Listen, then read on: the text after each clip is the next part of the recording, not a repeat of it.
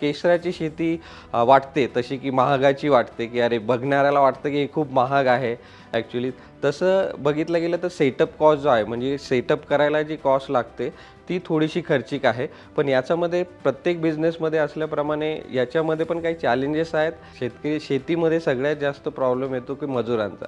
मजूर शेतामध्ये काम का नाही करत? पहिली गोष्ट असते मजुरांना की त्यांना उन्हामध्ये काम करावं लागतं, राईट? पण इनडोअर फार्मिंग किंवा जी घरातली शेती आहे त्याच्यामध्ये त्यांना पहिल्यांदाच तो उन्हाचा प्रॉब्लेम सॉल्व्ह होतो. तर शेतात आजकालची युवा पिढीला युवा पिढी जी आहे ती शेतीकडे डायरेक्ट तर वळणार नाही, कारण त्यांनी ऑलरेडी बघितलं आहे की त्यांचे आजोबा, बाबा आहेत ते शेतामध्ये करून त्यांना एवढं कष्ट करतात आणि त्यांना आउटपुट नाही मिळत. तर मुलांना फक्त मी म्हटलं 2च वाक्य बोललं की "अरे तुम्हाला हे बघा." मी माझा मोबाईल ऑन केला आणि त्याच्यावर दाखवलं की "हे बघा, तुम्ही इथे क्लिक केलं तर त्या शेतीला पाणी जातं. तुम्ही इथे क्लिक केलं, हे बघा व्हिडिओ दिसतोय, फ्लॉवर कसं येतंय, हे बघा हे कसं येतंय." तर सगळे जी मुलं जे दरवाजाजवळ होते ते गोळा झालेत आणि ते मोबाईलकडे बघू लागलेत. म्हणजे शेती ही आधुनिक तऱ्हेने शेती करायची असेल तर शेती ही मोबाईलवर आणणं खूप इम्पॉर्टंट आहे. त्याला टेक्नॉलॉजीची जोड देणं खूप इम्पॉर्टंट आहे, जेणेकरून जो यंग वर्ग आहे तो आधुनिक तंत्रज्ञान यूज करून त्याचा रस निर्माण होईल टेक्नॉलॉजीमध्ये आणि ती टेक्नॉलॉजी यूज करून ते शेतीकडे जायला हवे, रॅदर दॅन टेक्नॉलॉजीला इग्नोर करून शेती ही करणं थोडंसं डिफिकल्ट आहे या क्षेत्रामध्ये.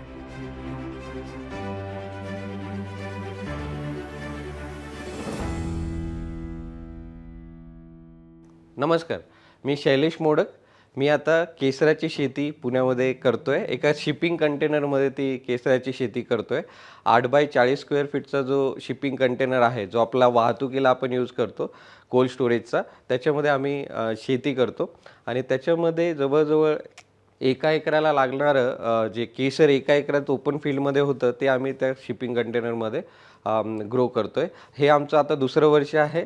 मागच्या वर्षी शिपिंग कंटेनरमध्ये केलेलं, आता ॲडव्हान्स आणि अजून आम्ही यावर्षी सेटअप वाढवला आहे आणि पफ पॅनल, जे शेतकऱ्यांकडे ते कोल्ड स्टोरेज जो एरिया असतो, राईट, तर तो कोल्ड स्टोरेज एरियाचा पण आम्ही यूज करून त्याच्यामध्ये यावर्षी आम्ही केसराचं प्रोडक्शन इथे आता दुसऱ्या वर्षी घेणं सुरू केलं आहे ॲक्च्युली. आता जर नेहमी असे क्वेश्चन येतात की आमचं छोटं 1 एकरची शेती आहे, आमची 2 एकरची शेती आहे. जे छोटे-छोटे शेतकरी आहेत, त्यांना पण व्हिडिओ बघून वाटतं की अरे, ही शेती करायला हवी.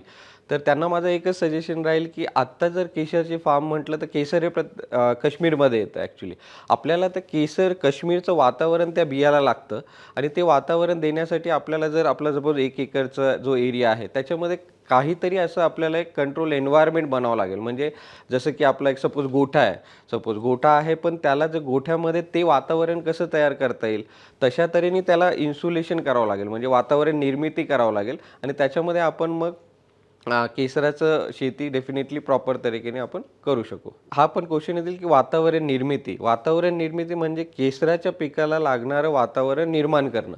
आता केसराला कोणत्याही पिकाला ज्या पॅरामीटर्स लागतात, म्हणजे कोणत्या पिकाला फॉर एक्झाम्पल त्यांना आपल्याला लागतं, केसाला सूर्यप्रकाश लागतो, राईट? सूर्यप्रकाश लागतो, दुसरं लागतं कार्बन डायऑक्साईड लागतं आणि एक वातावरण म्हणजे केसराच्या पिकाला थंड वातावरण लागतं. तर हे निर्माण करण्यासाठी आपल्याला वेगवेगळे इन्स्ट्रुमेंट, डिव्हाइसेस यूज करावं लागतात, राईट? म्हणजे फॉर एक्झाम्पल आपल्याला जर त्याचं सूर्यप्रकाश आहे, तो जर केसराच्या झाडाला हवा असेल तर त्याला आपल्याला एक स्पेसिफिकली लाईट द्यावा लागतो.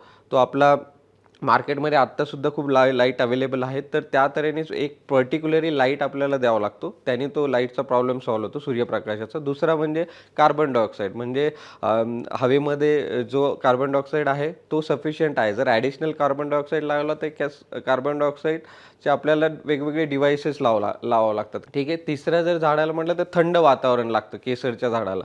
तर थंड वातावरण निर्माण करायचं झालं तर आपल्याला काहीतरी, जर आम्ही शहरामध्ये किंवा कंटेनरमध्ये आम्ही कसं करतात की त्यामध्ये एक चिलर यूज करतो आपण, म्हणजे ते टेम्परेचर लागतं 7-8 डिग्री 5 डिग्रीपर्यंत आपल्याला टेम्परेचर खाली घ्यावं लागतं. तर तेच जर तुम्हाला शेतामधल्या रूममध्ये करायचं असलं तर तिथे जे आपण कोल्ड स्टोरेजमध्ये भाजीपाला जेव्हा ठेवतो तेव्हा जे आपण चिलर सारखं युनिट वापरतो ते आपल्याला तिथे लावावं लागेल, जेणेकरून की ते वातावरण आपण त्या तऱ्हेने निर्माण करू शकू थंड. तर ह्या गोष्टी आपण केल्या तर सॅफ्रॉन हे आपण ग्रो करू शकतो तुमच्या शेतामध्ये सुद्धा. सध्या जर आपण बघितलं तर केसरचं खर्च किती, तर आपण कंटेनर बघितला 8x40 स्क्वेअर फीटचा कंटेनर आहे. तर हा 320 स्क्वेअर फीटचा कंटेनर आहे. आम्ही अर्ध्या कंटेनरमध्ये शेती केली आहे. तर त्याचा खर्च हा जवळजवळ आपल्याला आला आहे 5 ते 7 लाख रुपयाच्या आसपास. ॲक्च्युली तो 10 लाखापर्यंत जातो जर आपण वेगवेगळे डिव्हाइसेस अजून तंत्रज्ञानात वापरले तर, पण 7 ते 8 लाख रुपये तुम्हाला याचा खर्च येतो. जो खर्च आहे तो आहे केसराच्या कंदांचा. जे बिया असतात त्यांचा मेजर खर्च आहे. आणि याच्यामधून जर प्रोडक्शन म्हटलं आपण, तर जवळजवळ आपण त्याच्या 480 किलो म्हणजे 500 किलोच्या आसपासचे केसराचे आपण कंद लावू शकतो. आणि त्याचं प्रोडक्शन जवळजवळ आमचं मागच्या वर्षी आलेलं 640 ग्रॅमच्या आसपास, म्हणजे 700 ग्रॅमच्या आसपास आमचं आलेलं. पण जर तुम्ही त्याला प्रॉपर तरीकेने केलं तर तो थोडा वाढू पण शकतो. आणि मार्केटमध्ये त्याचा रेट किती मिळतो, काही 100 रुपयापासून तर तुम्हाला 1000-2000 रुपयापर्यंत आहे. तर केसर हे मार्केटमध्ये आत्ता आम्ही जे हे करतोय, सेल करतोय, ते 499 रुपये पर ग्रॅम या हिशोबाने करतोय. त्यानुसार ते ग्रेड 1, ग्रेड 2, ग्रेड 3 या हिशोबाने पण केसराचे रेट आता सध्या मार्केटमध्ये आहेत. शेतीमध्ये सगळ्यात जास्त प्रॉब्लेम येतो की मजुरांचा.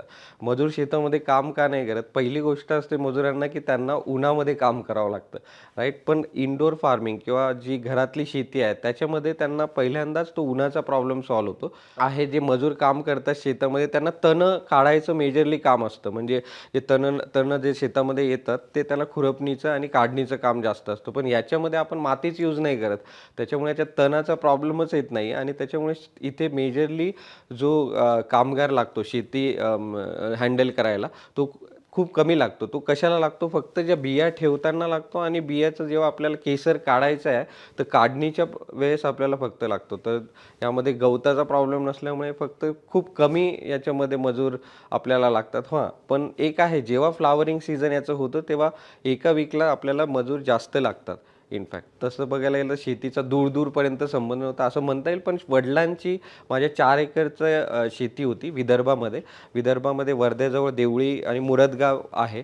तिथे वडिलांची 4 एकर शेती, तिथे कापूस वगैरे व्हायचे. मग वडील नाशिकला जेव्हा आलेत, त्यानंतर एज्युकेशन बॅकग्राऊंड होतं. म्हणजे आईसुद्धा खूप वेल एज्युकेटेड. म्हणजे वडील तरी ITI त्यांनी केलं, पण आई माझी पोस्ट ग्रॅज्युएशन त्यांनी आईने सांभाळून केलं. त्याच्यामुळे एज्युकेशन हा, आणि सगळ्यात जास्त एज्युकेशनमध्ये सायन्स हा फॅक्टर खूप इम्पॉर्टंट होता. म्हणजे प्रत्येक गोष्ट थोडी डिटेलमध्ये जाणून घेणं हे खूप इम्पॉर्टंट होतं. आणि तसं एक बाळकडू मिळालं. तर मला लहानपणी इंग्लिशचा खूप न्यूनगंड होता. म्हणजे इंग्लिश मला बोलताच येत नाही, कारण हे दोघं भाऊ ना इंग्लिश मिडियमचे होते आणि मी मराठी मिडियमचा. तर इंग्लिश बोलताना मला नेहमी मी कॉन्शियस होऊन जायचो की अरे कसं बोलणार, राईट. पण हळूहळू हा न्यूनगंड दूर होत गेला. मला 12वीमध्ये 60% मिळाले. त्यानंतर मी माझं शिक्षण वडिलांनी सांगितलं की चला आत्ता आहे हा मराठी मीडियम, याला ITI करू. म्हणजे मोठ्या भावाचं स्वप्न होतं IIT, पण वडिलांचं स्वप्न म्हणजे वडिलांना वाटलं अरे हा करू शकेल की नाही, तर ITIचा पण फॉर्म आणला होता. पण भाऊ हा एज्युकेशन त्याचं असेल तर पूर्ण माझ्या आत्ताच्या लाईफमध्ये त्याचा खूप मोठा रोल आहे मोठ्या भावाचा. त्याने COEPमधून जेव्हा इंजिनिअरिंग केलं तर त्याला शहरातल्या गोष्टी सगळ्या माहीत व्हायला लागल्या. आणि त्यांनी मला BCS म्हणजे आमच्या वेळेस bachelor in computer science, right, ही डिग्री तिथे नवीन आलेली, मला त्याच्यात ॲडमिशन घ्यायला लावलं. तिथे मी चांगलं माझं कम्प्युटरचं जवळजवळ 3 वर्षाचं माझं चांगली डिग्री घेतली. काम करण्याची संधी मिळाली. कंबोडिया, व्हिएतनाम, युगांडा, घाना, जर्मनी, मलेशिया, मलावी, खूप साऱ्या कंट्रीमध्ये मी काम केलं. आता चांगला म्हणजे पैसा पण खूप चांगला येत होता इनफॅक्ट, आणि सगळं व्यवस्थित चाललं होतं. पण 10 वर्ष सॉफ्टवेअरमध्ये काम केल्यानंतर एक किडा म्हणतात ना, तो ॲक्च्युली डोक्यामध्ये शिरला. म्हणजे खूप सारे सॉफ्टवेअरवाले रिलेट करू शकतील या गोष्टीचं. 10 वर्षापर्यंत काही नाही वाटत, पण त्यानंतर होतं अरे काहीतरी वेगळं करायला हवं. मग तसंच मग एक हे आल्यानंतर ही जी किरकिर आहे, मी घरी येऊन कोणाला सांगणार? घरी येऊन वाईफलाच सांगणार. माझी वाईफ पण कविता मोडक, ती सॉफ्टवेअर इंजिनियर म्हणून आहे. आणि तिला सॉफ्टवेअरचे प्रॉब्लेम सगळे माहीत होतात. आणि तिला मी सांगायचो अरे आत्ता काहीतरी करायला पाहिजे, आत्ता काहीतरी करायला पाहिजे. आणि माझा मित्र डॉक्टर राहुल ढाके आणि किरण बोंडे अजून एक मित्र, दोघांचे मी डोकं खायचो की अरे काहीतरी करायला पाहिजे. ते बोलले की आम्ही तुझ्याबरोबर आहोत, दोघं भाऊ हितेश प्रशांत, ते मला आम्ही तुझ्याबरोबर आहोत, राईट. वडील आई थोडेसे नव्हते, कारण की ऑब्व्हियसली एवढा मोठा चांगला पगाराचं हे करून तू वेगळा डिसिजन घेतोय. पण त्यांचा सपोर्ट मिळायचा सगळ्यांचा, आणि मी जॉब सोडला. पण मी एकदा तिथे कॉफी पीत असताना एक कार्यक्रम चालू होता आकाशवाणीवर. कारण आकाशवाणीचं खूप मोठा इम्पॉर्टंट रोल आहे याच्यात, की आणि त्यामध्ये पण बहुतेक सकाळ तर म्हणजे ॲग्रोवन सारखे प्रोग्राम्स चालू होते त्याच्यावर आणि त्याच्यावर बोलत होते मधमाशांविषयी माहिती देत होते, की मधमाशांचं महत्त्व आणि त्यामधलं एक वाक्य होतं, जर मधमाशा या जगामध्ये नसल्या ना, तर हे जग नष्ट होईल 4 वर्षात. तर हे कसं काय नष्ट होईल? ते एक थॉट प्रोसेस आला. मग मी सर्च केलं इंटरनेटवर, Googleवर, की एशियामधलं सगळ्यात मोठं ट्रेनिंग सेंटर मला सापडलं मधमाशांचं ते CBRT ॲग्रीकल्चर कॉलेजच्या समोर. मी तिथे गेलो, तिथे 7 दिवसाचा कोर्स ऑब्टेन केला, मधमाशांच्या माहिती घेतल्या आणि ॲग्रीकल्चरचा तो माझा सगळ्यात जवळचा पहिला पॉइंट होता आणि मग लोकं म्हणतात की मध्ये खूप सारे प्रॉब्लेम्स आहेत. पण मला असं मोठा प्रॉब्लेम फक्त एकच जाणवत होतं, की अरे परागीभवन जे की मधमाशांचं रिलेटेड होतं, की मधमाशा जर ह्या शेतामध्ये नसल्या तर हे परागीभवन होणार नाही. परागीभवन होणार नसल्यामुळे आपल्याला फळ उपलब्ध नसणार आणि हे जग नष्ट होईल. तर मी म्हटलं पण परागीभवनावर खूप कमी लक्ष गेलं आहे. तर तिथे मी माझा पहिला बिझनेस सुरू केला, पुणेरी पॉलिनेशन सर्व्हिसेस. म्हणजे मी मधमाशांच्या पेट्या या भाड्या तत्त्वावर शेतकऱ्यांना द्यायचो, जेणेकरून की त्यांच्या शेतामध्ये परागीभवन व्हावं आणि त्यांचं प्रोडक्शन चांगलं व्हावं. सकाळ ऑफिसमध्ये गेलो, सकाळ ऑफिसमध्ये ॲड दिली, दुसऱ्या दिवसापासून कॉल येणं सुरू झालं आणि एक नवीन बिझनेस मिळाला. मी सासवडमध्ये जवळ-जवळ 400-500 शेतकऱ्यांना मी ही सर्व्हिस दिली. सगळ्यात पहिल्यांदा मला मिळालं भाडं. शेतकऱ्यांकडून भाडं एका पेटी ठेवायचं 1,500 2,000 च्या आसपासचं भाडं एक पर पेटी मिळायला लागलं. दुसरं म्हणजे मधमाशा जातात त्या मध गोळा करून आणतात, पॉलिनेशन होतं आणि मला मध मिळालं, मेण मिळालं, पोलन्स मिळाले आणि 1 पेट्या 2 पेट्या व्हायच्या कारण की त्या मल्टिप्लाय होत होत्या ॲक्च्युली. तर असा खूप चांगला बिझनेस लाईफमध्ये झाला. तो एक्सपिरियन्स होता ॲग्रीकल्चरचा. म्हणजे फक्त मोबाईल बघून सॉफ्टवेअरवाल्यांना वाटतं की डायरेक्टली ॲग्रीकल्चरमध्ये आहे. अरे सिंपल मोबाईलवरूनच पाणी द्यायला हवं. पण एक्झॅक्टली ते पाणी का द्यायला हवं, क्रॉपची माहिती ही सगळी ग्राउंड लेव्हलवर उतरल्याशिवाय नाही होत. म्हणजे शेतकरी जे कामं करतात ना, ते कामं आपण केली नाही, तर आपण ॲग्रीकल्चर करू शकत नाही. कारण शेतकऱ्यांच्या व्यथा हे त्यांच्यामध्ये जाऊनच कळतात. आणि हा जो पॉइंट आहे, हा पॉइंट मला पॉलिनेशन मधमाशांच्या बिझनेसमध्ये कळला ॲक्च्युली. जेव्हा मी मधमाशांच्या पेट्या भाड्याने द्यायचो, तेव्हा हा रात्रीचा बिझनेस होता. मी तुम्हाला आता सगळं वाईट सांगितलं, पण ब्लॅक साईड याची अशी होती, की हा रात्रीचा बिझनेस. मधमाशा दिवसा बाहेर जातात आणि रात्री या पेटीमध्ये येतात आणि तेव्हाच मला मूव्हमेंट करावं लागायच्या आणि तेव्हा मूव्हमेंट करावं लागत असल्यामुळे माणसं मिळत नव्हती. कारण मधमाशा किती पण आपल्याला मध गोड दिसत असल्या, तर त्या चावतात.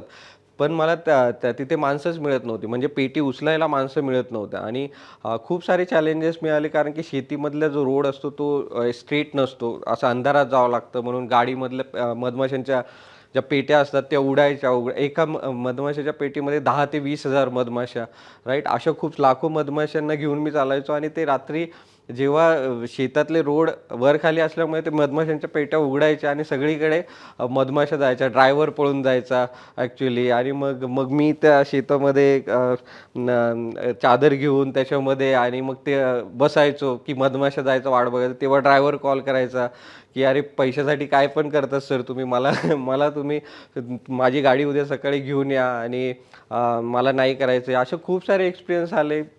एकदा पेटी डोक्यावर होती आणि जवळ-जवळ आम्ही रात्री 2:30 वाजता ती शिफ्ट करत होतो आणि ठेच लागली. ठेच लागली आणि ती पेटी पडली. तर ते 20,000 30,000 मधमाशा सगळीकडे, हे सगळे लोकं पळालेत इनफॅक्ट. तर हे जे चॅलेंजेस होते इनफॅक्ट, पण हा चॅलेंजिंग पिरियड मला ॲग्रीकल्चरशी कनेक्ट झाला. म्हणजे मला मला खूपदा शेतात पण राहावं लागलं. त्याच्यामुळे शेतकऱ्यांच्या व्यथा कळायला लागल्या, त्यांचे प्रॉब्लेम कळायला लागले. शेतीमध्ये जे गोष्टी होतात म्हणजे पाणी लागतं शेतीला तणनाशक हे जे खूप सारे प्रॉब्लेम होते ते आयडेंटिफाय झाले आणि मी शेतीकडे शिकत गेलो. तर हा फेज माझ्या लाईफमधला खूप इम्पॉर्टंट होता, की जिथे मी ॲग्रीकल्चरशी कनेक्टेड झालो आणि ॲग्रीकल्चरशी कनेक्टेड झाल्यानंतर मी ह्या पेट्या MP मध्ये पाठवल्या 60-40%नी. तिकडे 60% मध ते घेतात, 40% मध मला देतात. अशा तऱ्हेने मी ते हे केलं. पण त्याच्यानंतर सगळ्यात मोठा ॲग्रीकल्चरचा बिझनेस कोणता आहे, हा डोक्यात आला, की इम्पोर्ट एक्सपोर्टचा बिझनेस.